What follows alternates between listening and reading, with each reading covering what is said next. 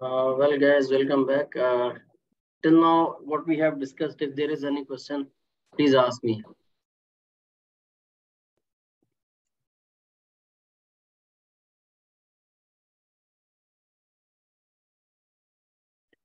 Hello, sir. I have sent the assessment, but I'm not sure the email arrived or not. So Your email is arrived. okay, so that's fine. Okay. Vivo 2144. Vivo V2144. Who is he? Or who are you?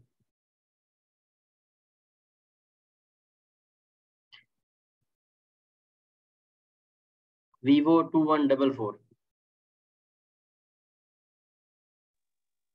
Hello, Assalamualaikum, sir. Walaikum salam. I am Sahib. Okay, please mention your name. Yes, sir. Thank you.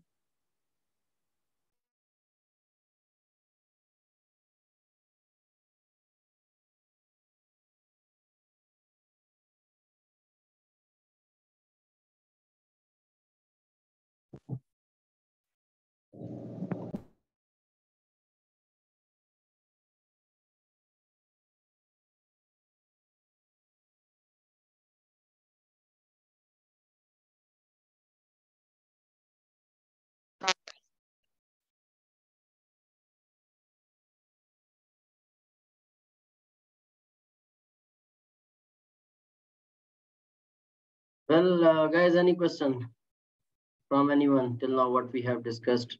13 participants are there, up to 20. After 17, I'll be starting. Any question, guys?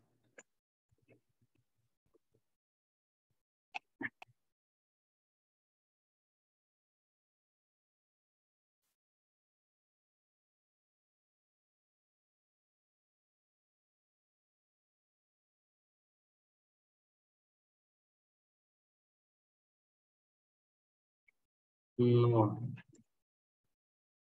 Okay, Mr. Vijay and Javed. Both of you guys have been added in the group. This is what I know as per my information.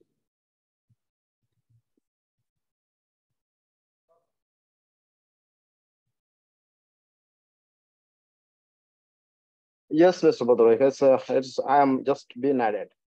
Just now, 5 minutes back, I'm being added. Thank you very much.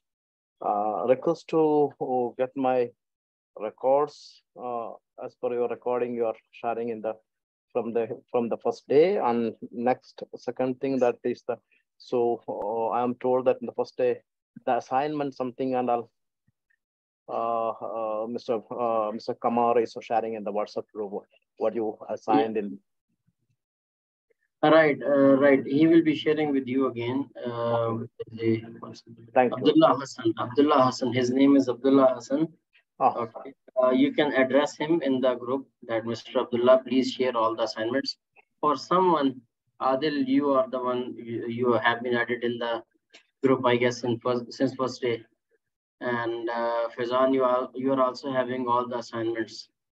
Furkan, you are also. So I guess you guys can reshare the assignments in the group so that everyone can be benefited from that.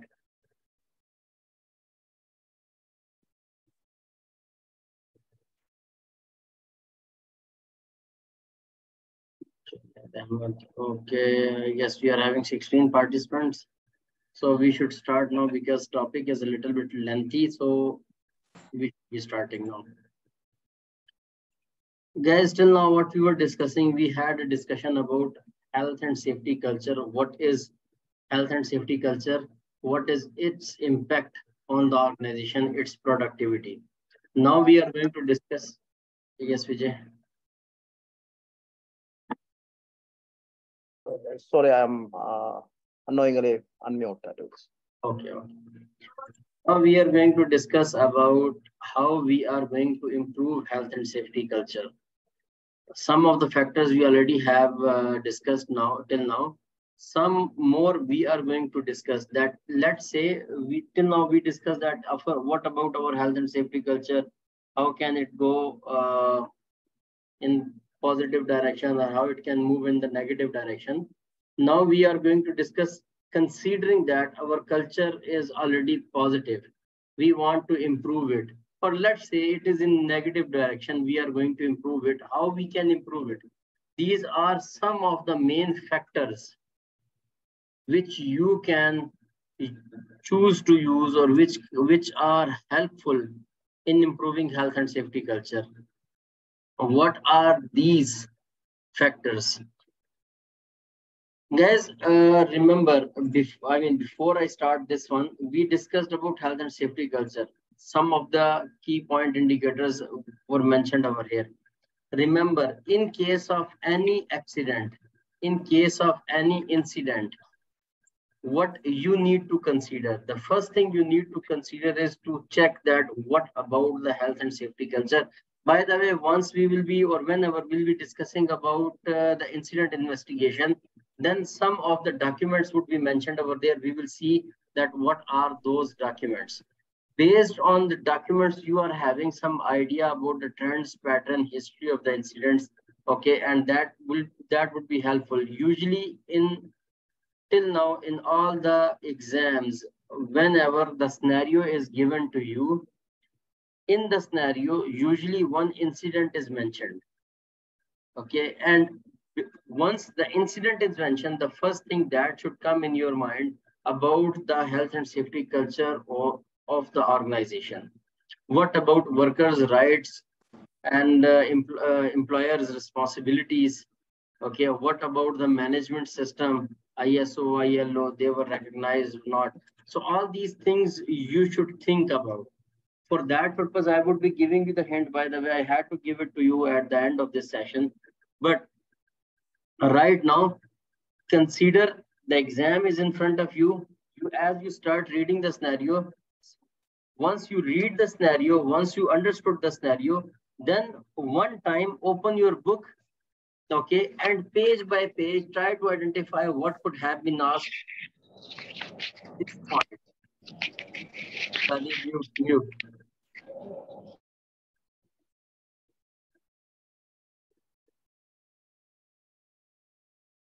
Okay. Next, so now we are going to discuss about improving health and safety culture.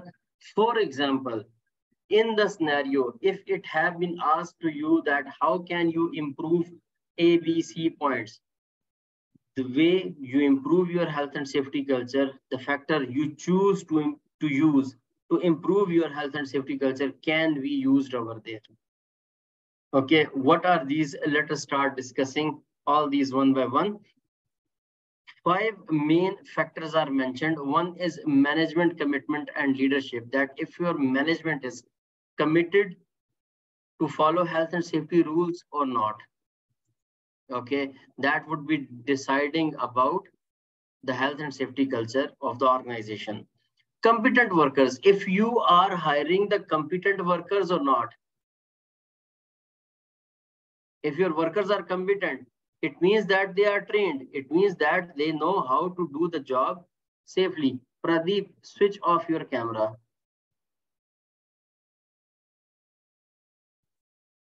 Guys, if you are not sitting in as per the classroom etiquettes, okay, keep your cameras off. Okay, otherwise you should be sitting in a way that you are sitting in the classroom.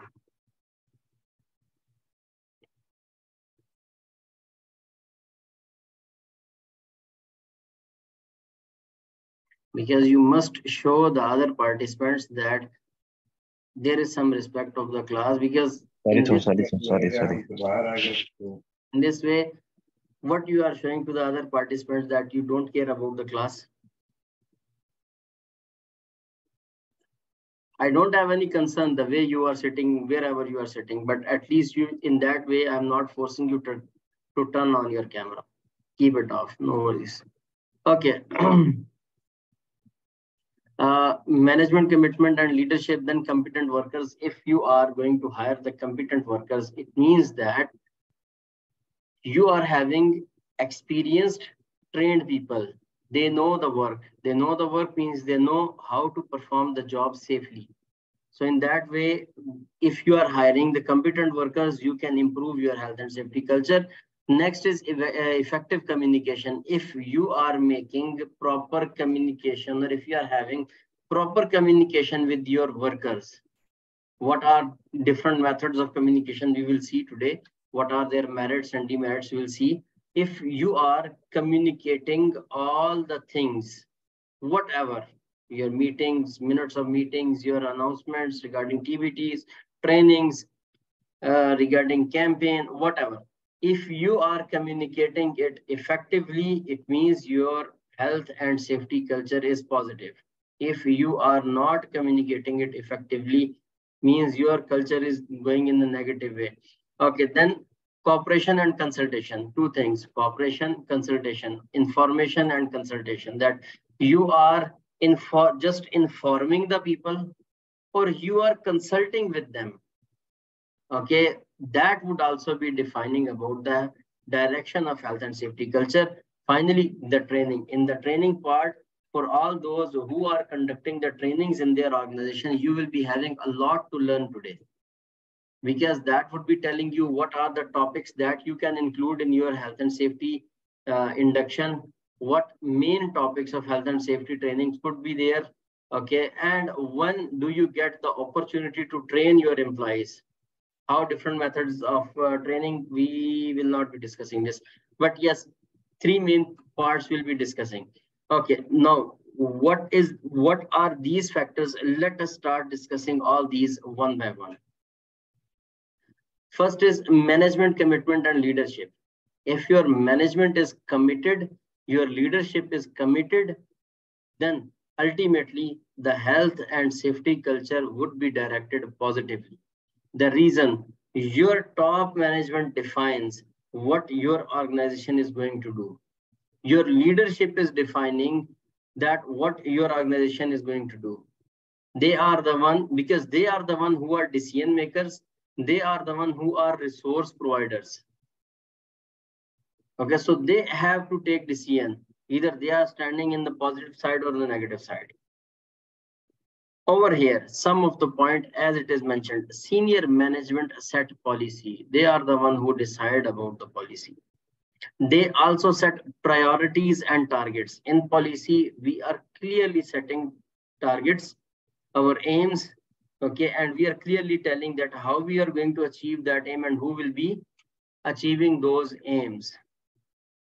These are the guys who must inspire and motivate.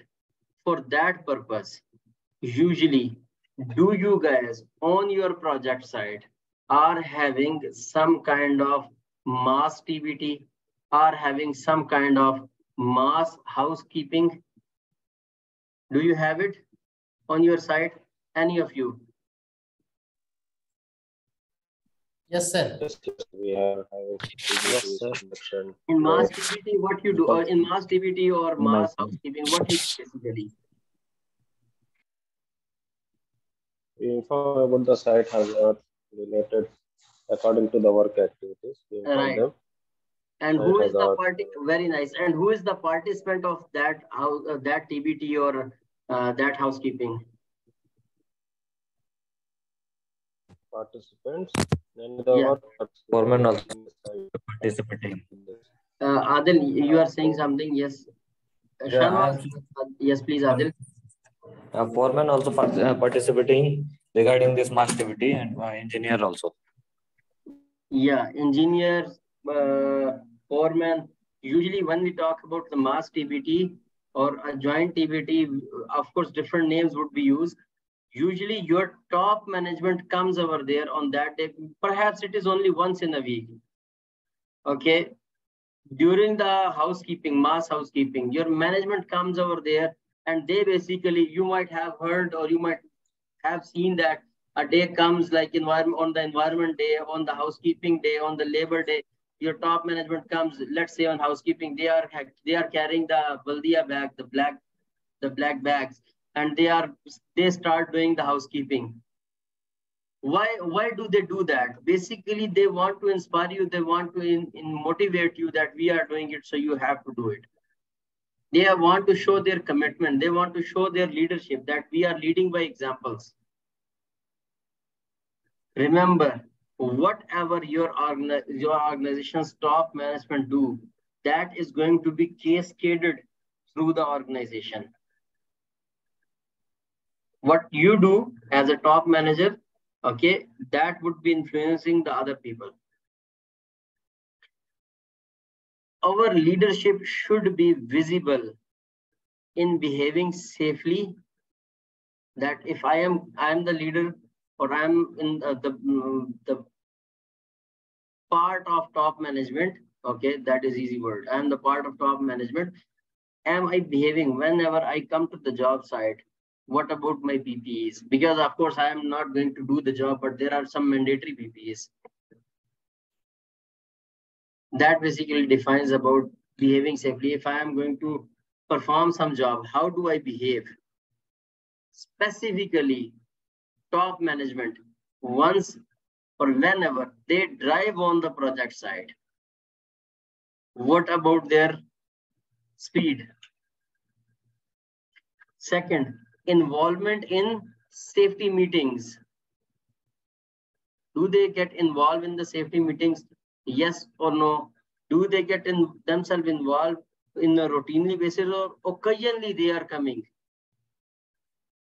Doing safety tours and audits. Do they perform some tours, some audit?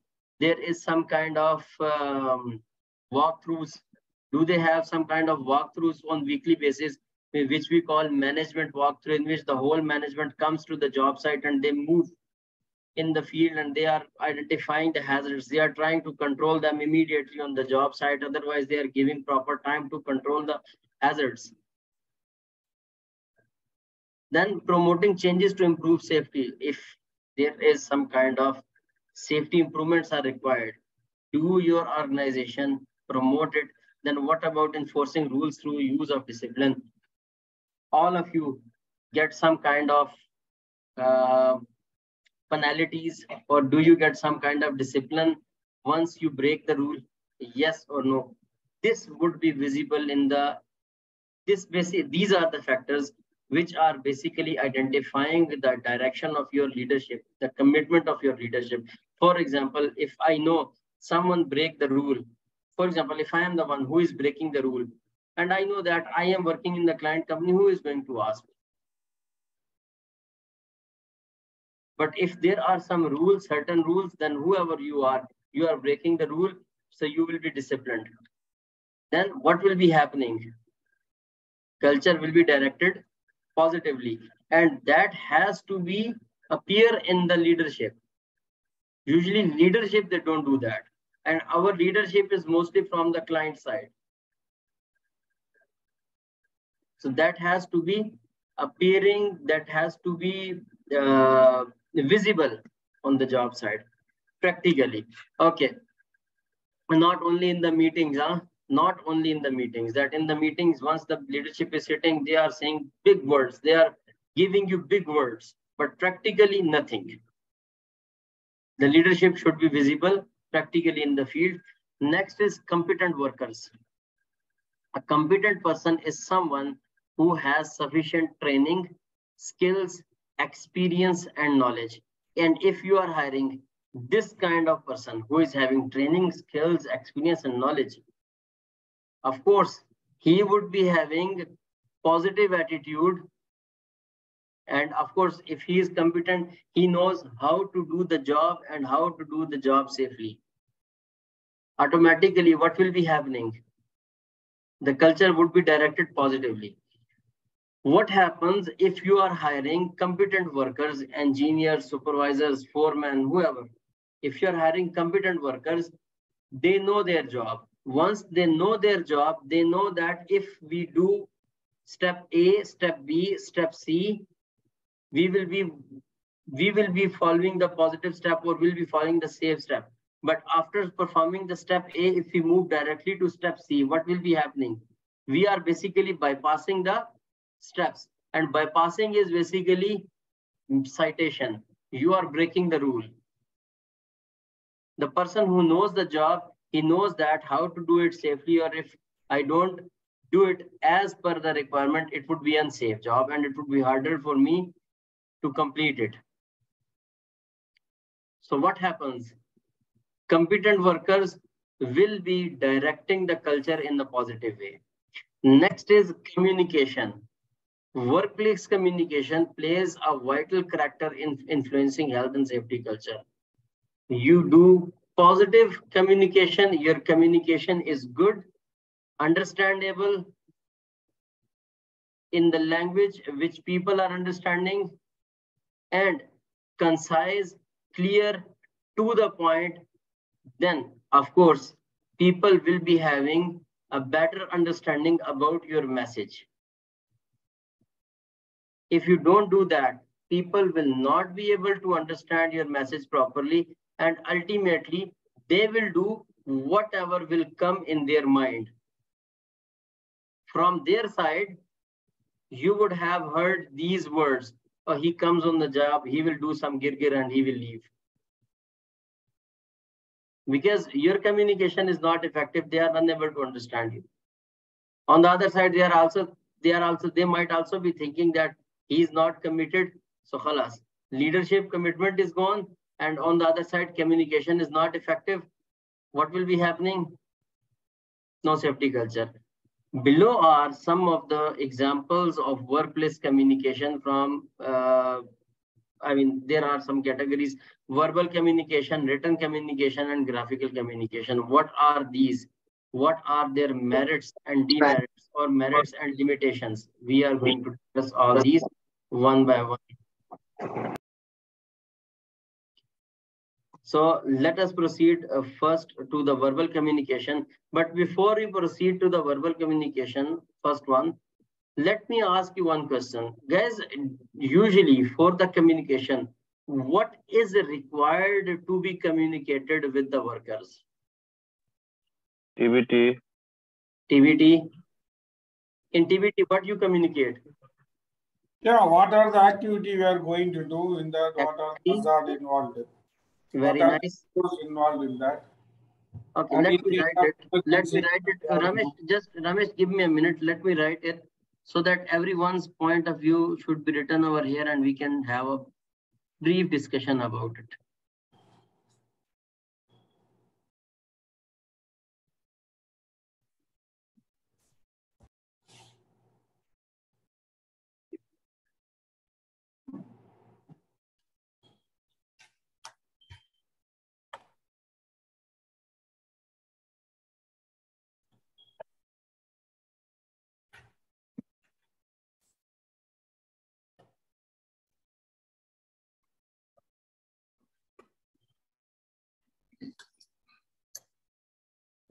Sorry, there is something.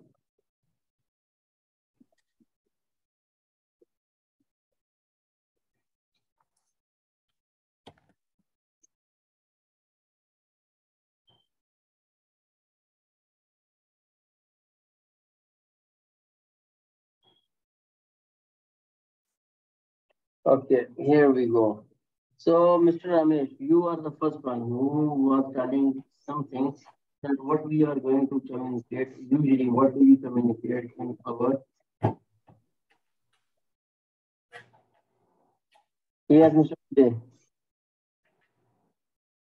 Yeah, in the workplace, the scope of SOP should be explained in the TBT. Risk assessment should be explained in a TBT and briefed way in a written, verbal and written as a guidance.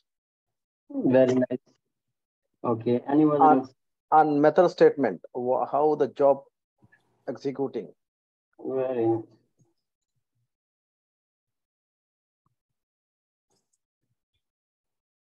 Anyone else? Sir, we can also explain what are the hazards related with the particular job, and what safety procedure we will follow, or what PPE is required for this. Very nice. PPE requirements. What is an action in case of emergency? Very nice.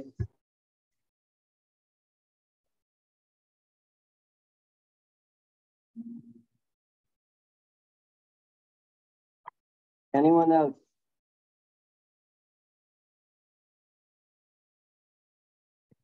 Come on, guys.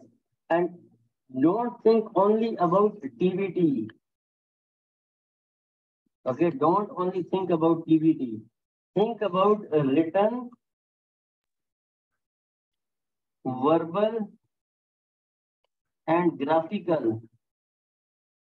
Graphical means once you are putting some kind of posters.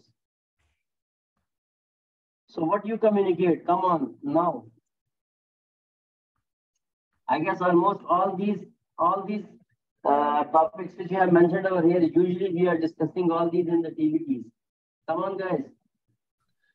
If it's graphical or something like posting the policies. Very nice. Perfect. Policies.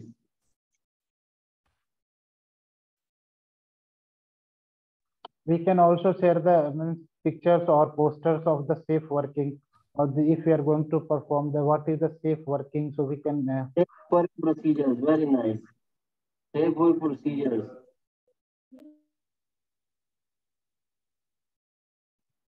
Written communication includes notice, email, or risk assessments. Come again, please. Written communication includes based on our activity. risk assessments, email, and notice and all. Notices. Yes, some kind of notices about the new policies, about new rules. Very nice. Don't we communicate some kind of trainings? No one said this. Trainings. Yes, sir. We make trainings before. Yeah. Trainings are delivered to the worker regarding the work. Related to the work, yes. Come again. Sorry, I could not understand you. No, related to the work, according to the work site work, we give them training. According like yes. like we give them slides or like how we are doing with this. Right. Yeah. Very nice. Okay. Work related procedures. Very nice. Okay, great. So now these are all the things. These are some of the factors. Some of the things we usually use to communicate in the verbally, written or graphically. We are communicating all these. What are the benefits and limitations of verbal communication? First, what is verbal communication? Mouth to mouth communication. Okay. What are the benefits? Benefits are, first, it would be personal, one-to-one, quick, very fast, direct. You will be able to understand me. You will be able to hear me directly, and I can check you that if you are understanding me or not. I can get your feedback, okay, and you can share your views and additional information I can give you using my body language. These are the benefits of verbal communication. What are the limitations? Maybe there could be a language barrier. Okay, let's say I am English speaker and you are Urdu or Hindi speaker, or you are Urdu or Hindi speaker, or I am the Urdu speaker and you are Arabic, or in the same way. I mean, there could be a language barrier. Then jargon, if all of us, we can understand English, but the way someone is speaking, he is using difficult English words, okay, or he is using some kind of synonyms, or you can say he is using some kind of idioms. Okay, so those would be hard for us who are not having their mother tongue as English. They would not be able to understand. So yes, jargons are there. Okay, then strong accent or dialect. Accent matters. Okay, background noise. Maybe if I open my mic and I am having some background noise, then you would not be able to understand. Poor hearing. Some people, they don't have proper hearing. Ambiguity, confusion would be there. Okay, whatever I am saying might be able to confuse you. Missing information. Once I am communicating you, I can miss something. Maybe I would not be able to give you the whole information. Then I can forget the information. There would not be any record. Then poor quality of telephone or public address system during the TDT, we are having these issues. Okay, so these are the merits or benefits or limitations of verbal communication. Next is written communication. Written communication, the benefits are you will be having a permanent record. This communication can be referenced with some other legal body. Okay, then it can be written carefully for clarity. What I am writing, it should be written properly so that people can understand. Then wide distribution relatively cheaply means I am writing one email and can send it to all of you. I am writing one message of WhatsApp and can send all of you. Okay, so written, this is one of the advantage of written communication. What are the limitations? It is indirect. Okay, time taking, jargon and abbreviations still could be there. Impersonal, not one to one. Ambiguous, could be confusing the other people. Okay, and may not be right. Maybe you miss it because too many messages are there, too many emails are there. Again, language barrier matters. Recipient may not be able to read. I'm writing something. Okay, you might not be able to read it. Okay, I just try to write communication in that way. Okay, so this is something which the other person would not be able to read depending upon the writing. If it would be written in a proper way with some kind of computer language, or you can say some typed message, then scenario would be different. Then no immediate feedback. I cannot get your feedback immediately if I am communicating with you in a written form. Then questions cannot be asked. If my eyesight, if I am having impaired vision, then I might not be able to read it properly. Okay, so these are the benefits and limitations of written communication. Proceeding to the graphical communication. Graphical communication is usually eye-catching, as you can see. Okay, it is visual, can easily be understandable. There is no language barrier. It is jargon-free and conveys a message to wide audience. What are the limitations? It is a simple message, may be expensive in terms of printing and pasting. May not be looked at in case if it is behind a tree or if it is behind a pole or the face of this poster is on the other side, may not be looked at. Then symbol or pictograms may be unknown. I may not be able to know about this pictogram. Then there could be some kind of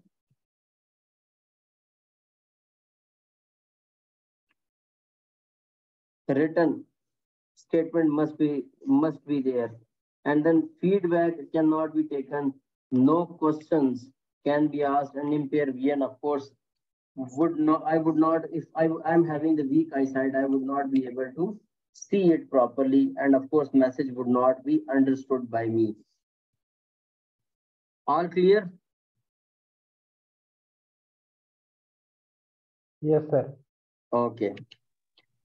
Now, there are different broadcasting methods which we are using for all these verbal, written, and graphical communication. We are having different broadcasting methods. What are those broadcasting methods? One of them is notice boards. You are putting your communication, whatever the message is, you are putting it on you are pasting it on your notice board. Posters and videos could be run. Okay, digital media could be used or social media could be used. Toolbox tasks, memos and emails, workers handbook could be given to them so that you can cover almost all the aspects. Clear, guys? Yes, sir. Clear, sir. My voice is clear for everyone. Yes, yes, sir. Yes, clear. What, Yes, sir. Yes, sir. what kind of communication we are doing right now? Broadcasting method. No. What communication I am doing? Graphical. Sorry? Verbal and written. Verbal Verbal. and written. And now Yes, sir. Verbal and written. Digital media. digital media. Nice. And now what kind of communication we are having?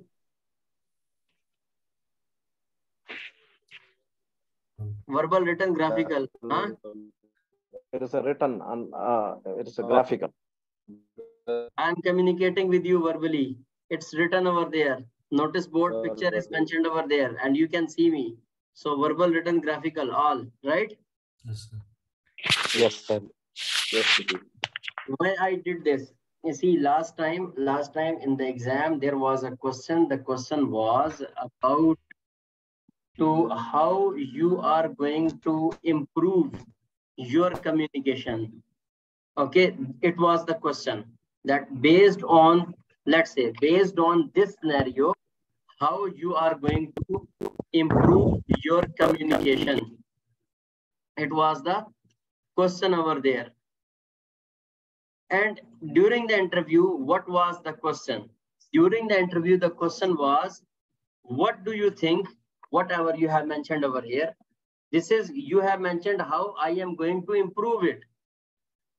In the interview, the question was, how you have written all these points that I am going to improve my communication, written, verbal, and graphical, let's say. Question was, what do you think, what are the factors which will not be letting you implement all these? What are the factors? Or in another way, what are the factors which will make your communication ineffective? You have given that I will do A, B, C, D. I will go with no. For example, you have given I will communicate using notice board, posters and videos, digital media, toolbox talk, memos and emails, workers handbook. It was the question in the exam. Now during the interview, the question was, what can make this communication ineffective? Then these are the points which can make communication ineffective. These are the points. If you are doing verbal communication, these are the points. If you are doing written communication, these are the points. If you are doing graphical communication, these are the points which are making your communication ineffective. Over here, you are broadcasting it. You are doing written, verbal, graphical communication, you are broadcasting it.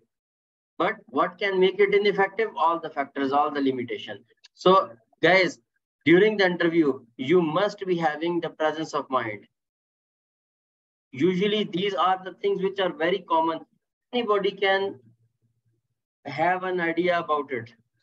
That if someone will be communicating with me and he starts cracking jargons with me, then I would not be able to understand that, right? So over here, group exercise, we already have done it. This is your assignment, by the way. And this assignment says, what are the merits and limitation of using safety posters as a form of propaganda? First, you need to identify that what kind of communication is it. Okay. Then you go over there in the slides, check, is it graphical, is it written, is it verbal? And you will be having clear idea that what are the merits or demerits of what are the merits and limitation of using safety posters as a form of propaganda. Clear?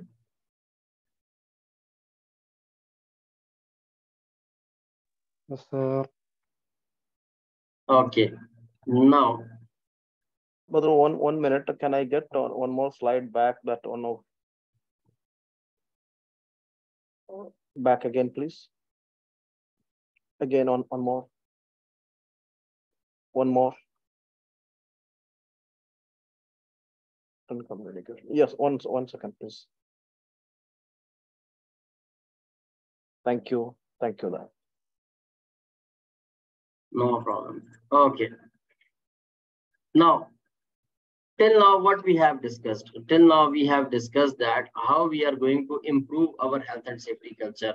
For that purpose, we identified there are 5 different methods of improving, or 5 main factors are there, which are basically helping us in improving our health and safety culture. What were those 5? Out of those 5, we have discussed 3. What were those 5? First of all, management commitment and leadership. Okay, then hiring of the competent persons. Then we discussed about the third one, communication. If your communication is good, culture would be positive. The next is cooperation and consultation. What about your cooperation and consultation? By the way, there is a difference between, but let me first complete this cooperation and consultation and final training. So now we are going to discuss our 4th factor, that is cooperation and consultation. What is cooperation and consultation? What is the difference between, by the way, what do you think? What is cooperation? What is consultation? What is informing? By the way, cooperation is something you are cooperating, right? Someone, I don't know, what is this? This is actually cooperation, is a cooperation between the ground staff and between HSC team. Whatever HSC team is trying to implement and cascading, that should be implemented and cooperated by the ground staff properly. That is, I think that is the right. Okay. Okay. Everybody is having his own idea. Okay. If you are having cooperation means a pen, it is your idea. So don't hesitate to speak up over here. 3 terminologies I am going to put in front of you. One is informing, one is consulting, one is cooperation. Consultation is a discussion between the workers and the HSC, whatever we can say. Okay, consultation is basically discussion between workers and the, let's say, employer and employee. Let's say employer and employee. Right? It is two-way discussion. What is information? Informing. Informing is a one-way communication.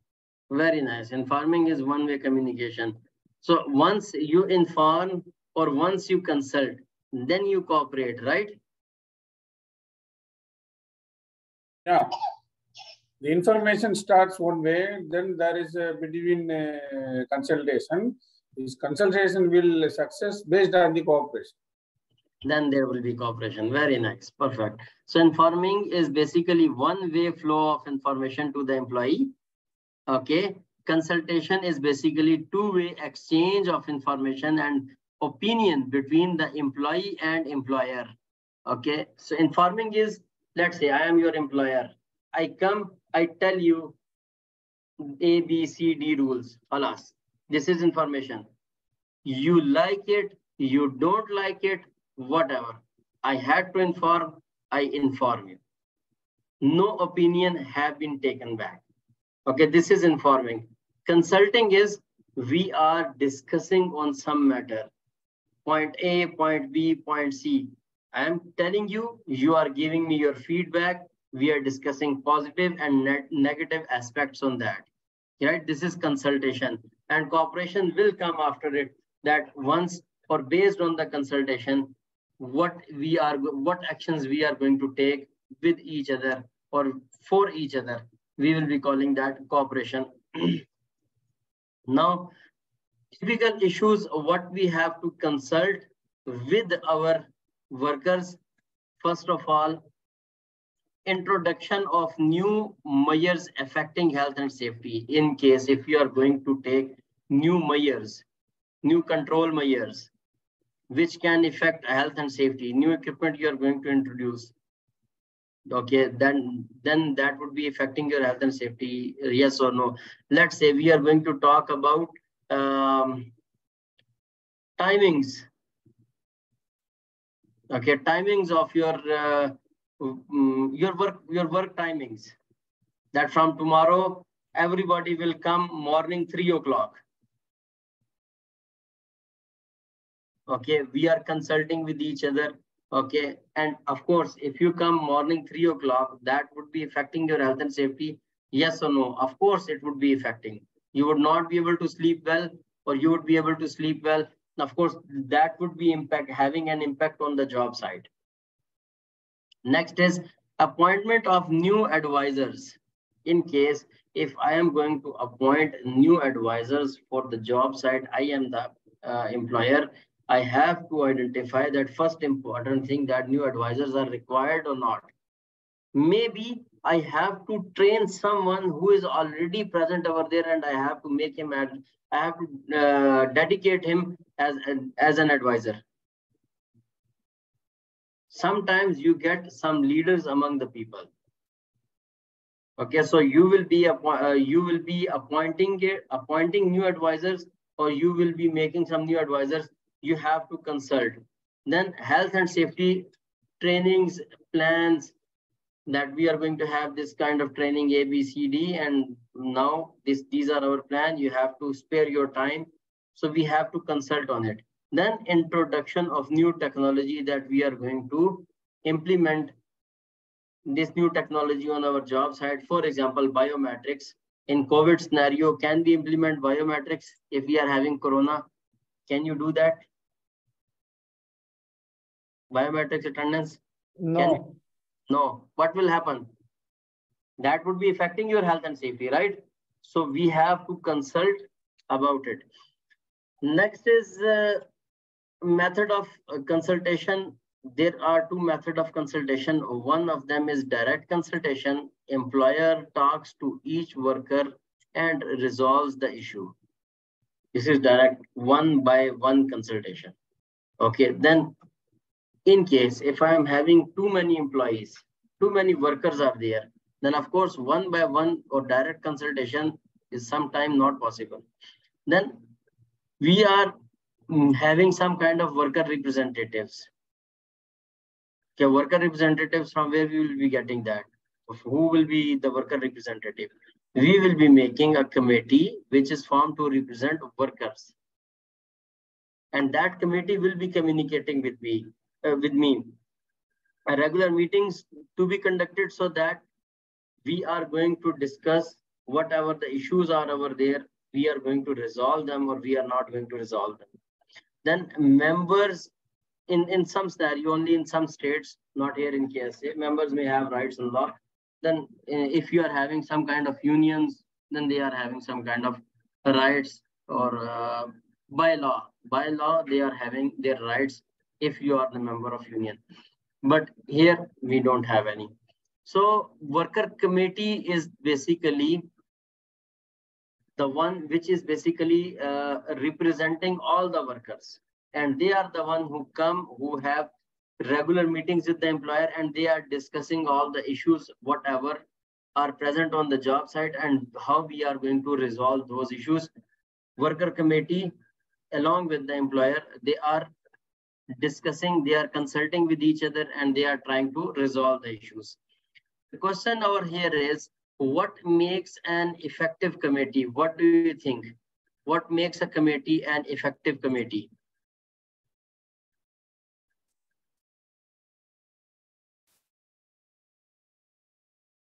Committee is basically the worker representative committee, in which maybe your construction manager would be the one, maybe your construction supervisor, construction foreman, okay, quality manager, or then of course one person from the safety department, like that. So what do you think? If you are having one committee which is already on, or you just have established one committee on the job site, that this committee is the one who is going to represent the worker, and they are going to bring the workers' issues to me. what will make this committee effective, that this committee, the step we have taken, this committee is an effective committee or not? So this committee should be directly involved or directly interactive with the employees so that they can understand the issues and they can represent there. Very nice. One point is if they are directly connected with, because sometimes in some organization, if you are having these committee, then it's just like a kind of politics are started over there, right? It's a kind of small kingdom in which we are having politicians are over there.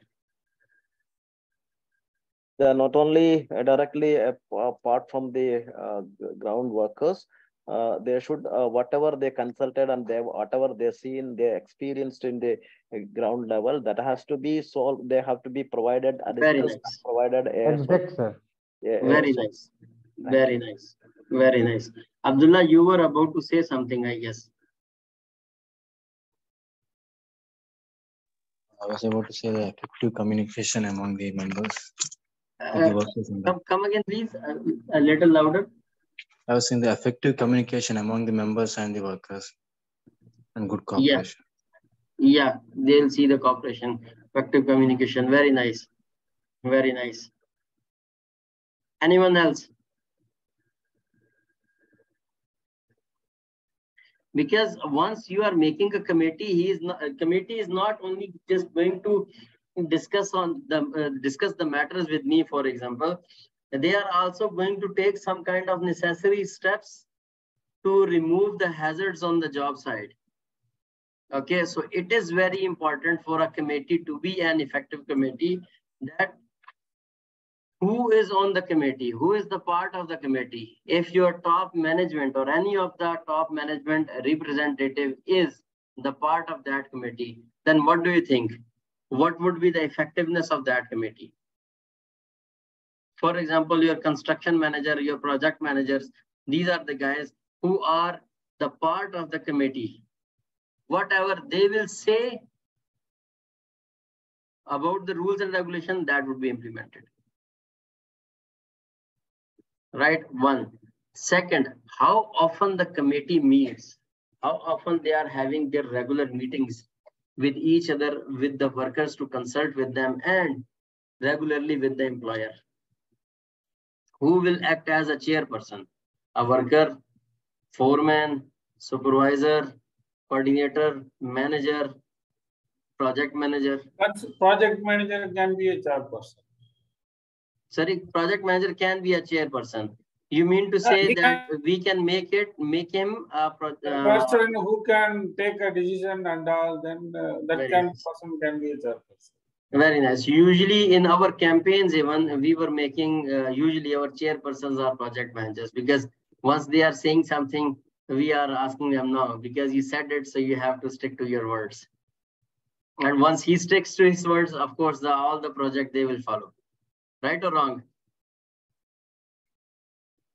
Right, sir. So what authority the committee will have? It depends basically who is the part of this committee. So usually the committee will have more authority if more powerful people are there. Then what will be discussed? This is very important. What will be discussed in the committee meetings? You are going to discuss about the material. Further implementations. What are the past observations? What are the open items? Yeah. So what are the legal requirement complaints? Like that. Blah, blah, blah. These are the things. Very nice. How the discussion will be recorded? You are going to make some kind of meeting. Normally minutes of meeting will be prepared and circulated. Come again, please. Minutes of meeting will be prepared and that will be circulated to all the committee members. Then accordingly, people will review what are the things circulated. Very nice. Very nice. How issues will be followed up? How you are going to follow up your issues? This all will be tracked and registered. That will be followed. Very nice. Very nice. Usually the minutes of meeting or some kind of registers are being prepared, and those are helping us in following up the issues. Very nice. What are the issues, by the way, which should be or which could be considered These are some of the issues which are listed over here.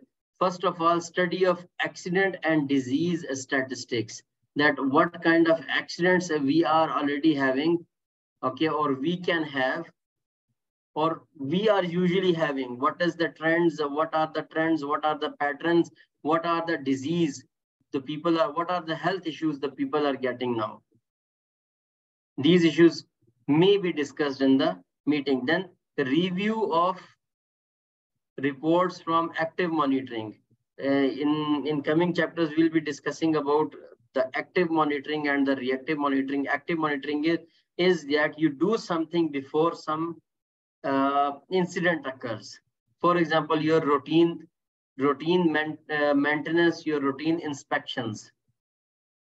Okay, or you are actively moving in the field before something is going, before any kind of incident is going to happen, and you identify the hazards, you control them. This is active monitoring. Okay, then based on the active monitoring, based on the, for example, observations, you are taking some kind of decisions so that you can prevent the accidents to get happen. Next is examination of safety audit reports can also be discussed. Whatever the safety audits we have had, what are their reports, what are the NCRs we got, how we are going to fix them. Then consideration of reports and information from HSE. You are getting observations, you are getting some kind of reports, you are getting some kind of information from HSE department, and you are going to have it implemented, or you are going to remove all the hazards on the job site, or you are going to manage the risks on the job site. Then consideration of reports submitted by safety representatives sometimes. Okay, both are, by the way, same. HSE department is submitting or individual is submitting, we have to consider them. Then provide assistance in the development of procedure and policies. Usually what happens, even for the preparation of JSAs, safe work procedures, usually one person from the safety, okay, one person from the, usually the quality, one person from the, or one representative from the construction, and one the job foreman. Usually these are the four male participants who used to sit and who can define, or who usually are defining about the safe work procedures. See, now these operators and workmen, as of new 45,000 workers consultation and participation, we need to take a worker also in the part of JSA. Yeah, who is executing. Very nice. This is very nice that if we are having, because as per ISO system, workers participation should be there. But the important thing over here is that we are not only concerned with the worker participation, because reason is worker participation sometime is not possible, as I have mentioned. Then safety committee would be the representative of workers, right? Yeah, there is a people elected from the team, and they will participate as a representative. Yeah. Yes. Okay. And usually, who prepares mostly? I mean, who can do that? Usually, one guy from construction, quality, safety, and the guy who is going to perform that activity, the foreman, or the you can say the engineer of that. And usually the engineer or the construction guy is same. So mainly three guys are there who are sitting together and who are communicating about the development of procedure. And also one guy from the safety committee can sit there. Then monitor the effectiveness of training. How do you do that, by the way? Usually on your job site, how do you monitor the effectiveness of training on the job site? Based on the observations, unsafe facts and conditions. Very You nice. have to check the worker. Yes, Ronaldo. Yes, Ronaldo. Come on. You have to check the workers. Yeah, we have to check the workers if they are complying. Those who attend the training, like work at height, let's say hot work. Those are the things that we need to monitor. For Once example, we regarding work at height, if someone is climbing up the ladder, the way he is going to climb up the ladder, you can identify that training is effective or not. Right, Ronaldo? yeah, yes, like a 3-point 3 contact. points of contact. Very nice. Yes, yes, very nice. Then monitor and improve safety communication. You can monitor the communication way, written, verbal, and graphical, and you can improve that. You can suggest to improve all these communication ways. So these are some of the topics, some of the issues which may Also be in a confined space. also confined space. Yes, yes. So these are some of the issues that can be considered if you are one of the part or one of the participant of the safety committee. The next point, the fifth one, is about the fifth point, that is to improve health and safety culture, is training. Okay, over here, though all those guys who are conducting the training, there is something for them. Okay, what is that? Let us start reading. It's Salah time. Let us start reading it. Within 10 minutes, inshallah, we'll be finishing this topic, then we'll be taking a break. Regarding the training, first of all, health and safety training. Health and safety training is the planned formal process of acquiring and practicing knowledge. Okay, you are first make some kind of plan. Okay, even if you are going to go for hands-on, which we call practical training, in which we are using some kind of simulations, for example, working at height, for example, working in the confined space, or rescue at height, or rescue from the confined space. Okay, we are planning it formally. We are getting the knowledge and skills where in a relatively safe environment. The environment should be safe. For example, if we are going to discuss or if we are going to learn about rescue at height or rescue in the confined space, then the environment would be safe. That would not be the actual confined space, or actually the workers are not going to work at height, and we are not going to drop them from 50 or 60 meters. Perhaps only 5 meters are there, and we can, so that we can rescue them very easily. That is just to have a practice, hands-on practice. That is why we are mentioning it over here. Planned formal process of getting and practicing knowledge and skill in a relatively safe environment. Okay, next, training has a dramatic effect on safety related behavior. You start giving proper trainings, you will have the health and safety culture changed dramatically. When I used to conduct the training, when I was conducting the training in the client, I was having all the time complaint from my contractor side, I mean from my trainers. 5 or 6 trainers were working under me. They were all the time used to talk to me. They were complaining that once we are sitting in the training session, once we are conducting the training session, people who are sitting in front of us, usually they don't listen to us. They use mobile phone. I used to ask all those guys who are conducting the training, who among us used to watch a new movie, and he is using the mobile phone?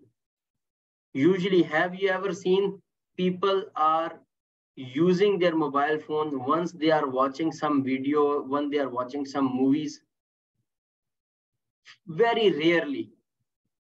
There is only 1% out of like 1 out of 100. Why? Because you are getting something new over there. So if a trainer is telling something new to the participants, or in a new way, if he is presenting himself, people will be listening you. On the other side, if you are just repeating your words you are just having the same slides which you have run 6 months back, people will never be listening you, and they will just, they will be just spending the time over there. What will be happening? You get demotivation.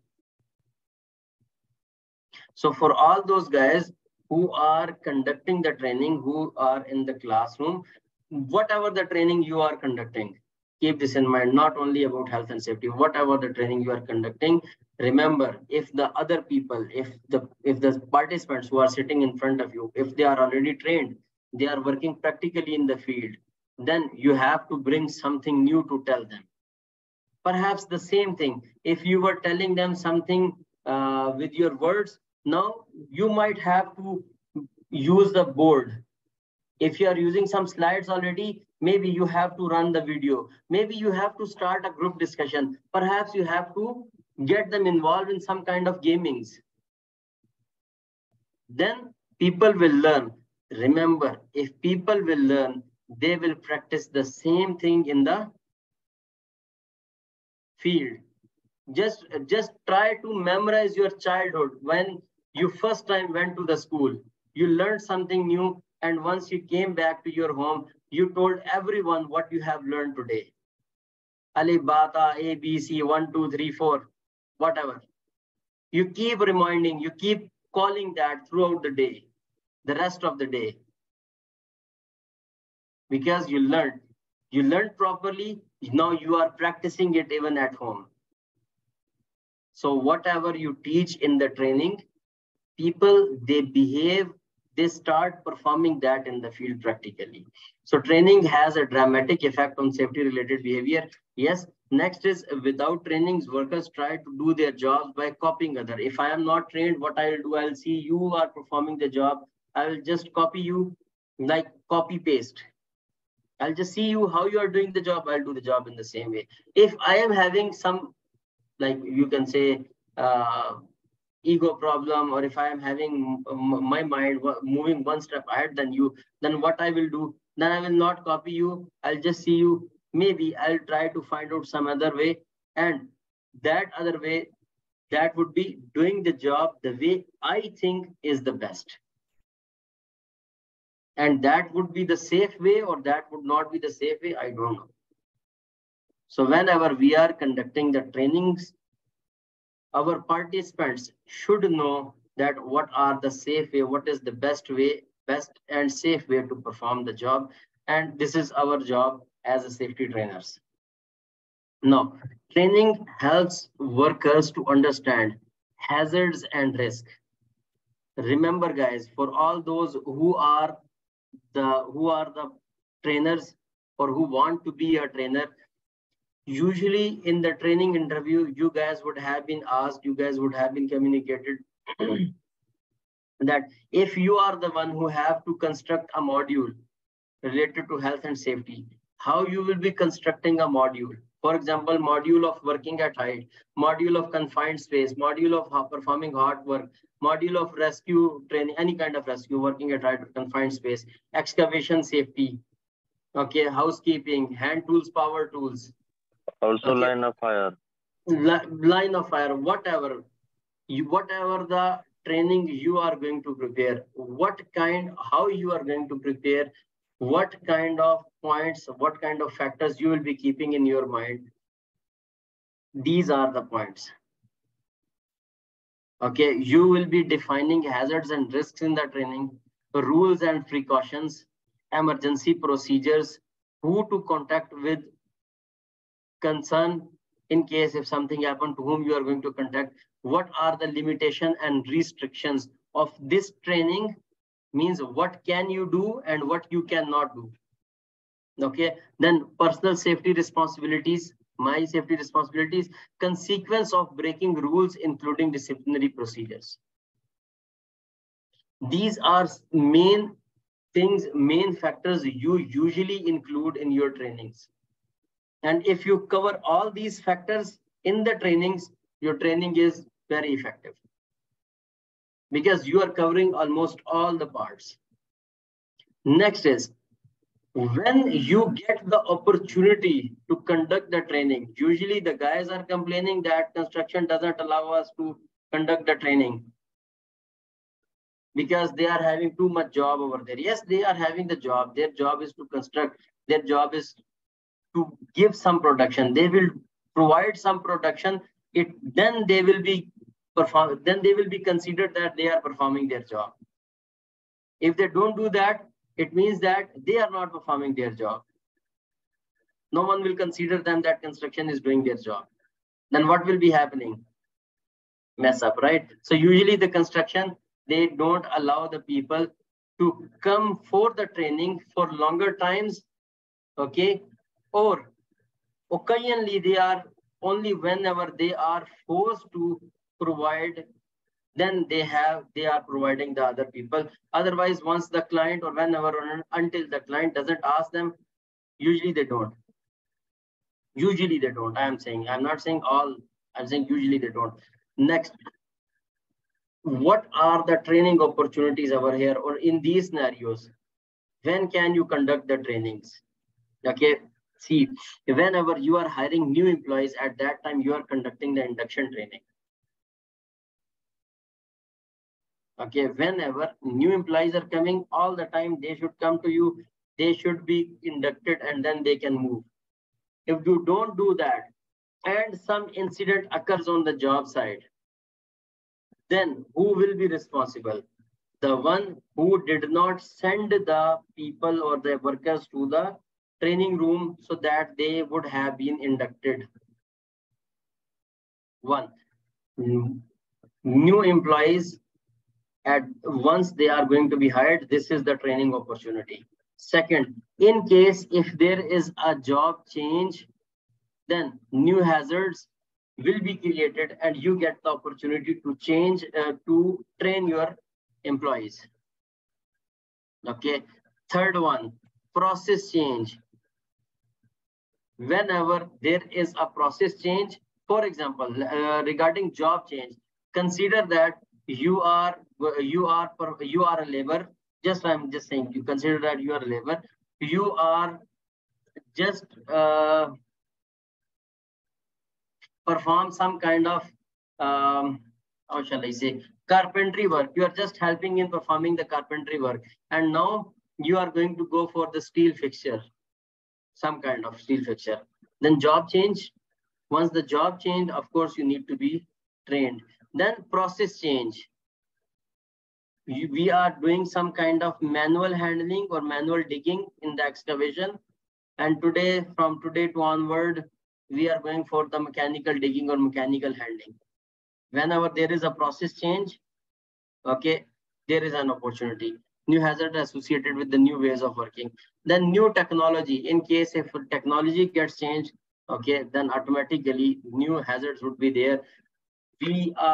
Earlier times we were having all the records manually with our hands on the paper, and now we are having display screen equipments. So technology has been changed. As the technology is changed, of course, new hazards are introduced. So we have to train, and new legislation, in case if new law is there, then of course you have to train the employees. These are basically 5 points or 5 areas where you get the opportunity to train your employees, to train your workers. Okay, now there is one final part that is about the induction training, that we had our induction training, the first one, that in case if I am the one, you guys will be working as safety officers. So your managers would or may be asking you to conduct the induction training for the persons or for the participants who are newly hired. If you have to conduct the induction training, what you will be inducting in the induction training, these are the topics which should be included in the induction training, and you can consider your induction training is done perfectly. What are these? Health and safety policy, which must be inducted. Next, emergency procedures, first aid facilities, first aid provision, first aid facilities, site-specific hazards and controls. You are working on the ground, you are working at height, you are working in the confined space, you are working in the excavations, you are working at the edge of water, working closer to high voltage power lines, working in an area which is closer to live gas plant or live oil and gas, you can say refinery, whatever. Then site-specific hazards and controls should be communicated. Welfare facilities. By the way, we discussed the welfare facility in our first session. What are the welfare facilities? Someone just to recall, please. Come on, guys. About this, Adil, your mic. Providing the rest area, providing the toilet area. facility. Sorry, toilet facility, rest area, toilet facility. Yeah, sir. Smoking area. Transportation Smoking facilities. area, okay. Yes, it is also welfare facility. Transportation, okay. Yes, sir. Accommodation, Medical facility. Accommodation, Medical. yes. Medical, yeah. Drinking water station, very nice. Yes, these are some of the welfare facilities which we are having on our job site. So we must communicate about the welfare facilities to our workers so that in case if they need, they would be moving directly towards the whatever their requirement is. Then safe movement over the job area, because in the construction areas, we are having man-machine interface. So safe movement of the workers should be defined properly over there, that these are the areas where you can walk. Okay, then accident and incident reporting, how I can communicate in case if I am the one who observe any kind of accident, incident, near miss, how I am going to communicate, to whom I am going to communicate. What about the consulting or consultation arrangements? Who is my consultant to whom I will go and I will share whatever I am facing on the job site? Safety rules, basic safety rules, the usage of personal protective equipment, safe work permits, safe work procedures, risk assessments, responsibility as an individual, disciplinary procedure. If you don't follow this, starting from, let's say, deduction of 10 reals, 20 reals, 30 reals, up to 100 reals, up to 1,000 of reals, and kicking out of the job site, maybe verbal warning, written warning, and then again written warning. After that, you are out. So you have to communicate all these points in the induction training. Then you can say, yes, I have communicated enough. Is that clear? Everyone? Yes, sir. Very nice. So my question to you guys is that in case if tomorrow or the day after tomorrow, if your manager is going to ask you to induct the training to a new employee, can you do that? Yes, yes. Yes, sir, of course. Very nice. Great. Great. So guys, what we have discussed in this session, we have discussed about how we are going to improve our health and safety culture. 5 main factors are over there which are helping us in improving health and safety cultures. What are those 5 main factors? One is management commitment and leadership. If your management is committed, leadership is visible in the field, then ultimately our health and safety culture would be positively directed. In case if we are hiring competent workers, ultimately they know how to do the job safely, our culture would be positively directed. If we are performing the communication or our communication methodology is effective, we are using verbal, written, and graphical communication, we are properly communicating it, we are properly broadcasting it to all the people using some kind of emails, memos, sticking it on the notice boards, communicating it in our TBTs. Then if we are doing the effective communication, our health and safety culture would be positively directed. Then cooperation and consultation. If we are properly consulting with our employees, then after consultation, we are properly cooperating with them. Okay, our health and safety culture would be positively directed. And finally, training, which has a dramatic effect in the improvement of your health and safety culture, or in leading the health and safety culture in a positive direction. If you are conducting the training from the point when new guy is going to join you up to until or unless he becomes a safe employee, whenever or until then, you are conducting the training, you are communicating it effectively, you are including all the required factors in the module, then ultimately your health and safety culture would be improved and it would be positively directed. So it was our second topic, our second session. And I hope so all the points are well understood. In case if you are having any question, please let me know. Otherwise, we will be having a break.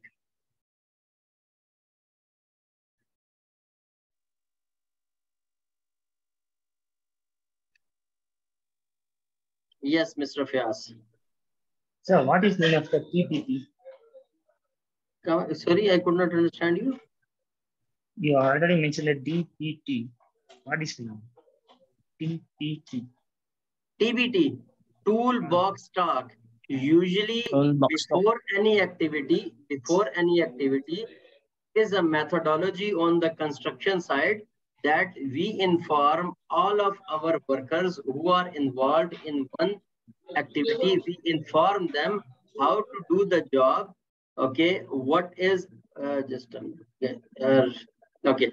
We inform them what we are going to do, what are the hazards, how do we control them, how we can perform the job safely, what are the emergency procedures, to whom they have to call in case of an emergency, where is the assembly area. Usually these kind of topics we are communicating in our toolbox talk.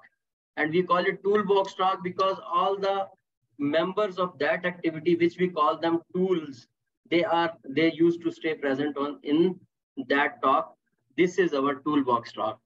Yes, Mr. Ronaldo. Sir, regarding your song audio record, I cannot save your song because I want to have a personal copy. Okay. See, what I will do, I will try to download them. See, it's all about time. I will be downloading them. I will be uploading them on YouTube. I will be sharing you the YouTube link. Now, happy? So, sorry, sir, because no problem. I have no problem listening your audio because we are here in Neom. There's a problem with signal because we are very far. Right. Okay, no issue. Okay, sir. Thank you, sir. Thank you. Welcome. Yes, Mr. Vijay. What is that which Ronaldo said? I heard that a song. He was asking about the recordings of the lecture, that if they can download it or not. Okay. I said that I will be uploading it on the YouTube. I will try to upload these on the YouTube if possible. It's all about time, and then sharing with the links. That understood. And I was raised my hands for in the initial stage of this communication. This class starts. Mr. Badru has told the LTI something what? LTI. Yeah. I did not understand what is LTI over here. Where did we mention it? Okay, I will explain you. LTI. Once I was communicating over here, right? LTI is basically lost time injury. Lost time injury is any kind of injury.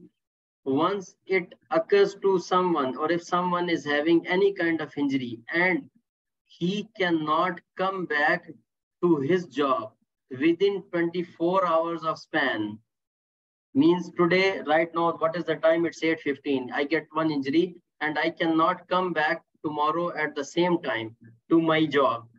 then we say we lost the time. This is what we call lost time injury. Oh, it is the full form of lost time injury. Yeah. Okay, okay. Thank you. Thank you very much. Welcome. But remember, I mentioned 24 hours. Different organizations, they are having different standard of measuring their LTIs. Understood. Understood. Okay, so you will be following your internal procedures. Okay, fine. Thank you. Okay, great. So I hope so all the questions are answered and there is no further question. I will be ending up now and we will be having a half-hour break of Isha prayer as well as for your meal. So let's have a break and after half hour we will be back and we will be starting our new topic that will be basically, let me give you an overview about that, about human factors which influence safety related behavior. What are those factors? Organization, job, and individual. What is the effect of the job on my behavior? What is the effect of individual on my behavior? What is the effect of organization on my behavior? We will see all these factors. Yes, this would be our topic today, our next topic. Then finally, we will see if we can discuss the other topics or not, depending upon our time. Right now, it's 8:17 on my watch. Let us come back on 27. When we have to come back? 27, 37, 47, 8:47. Okay. Try to get back earlier. I'll try to come back at 8:45. See you guys.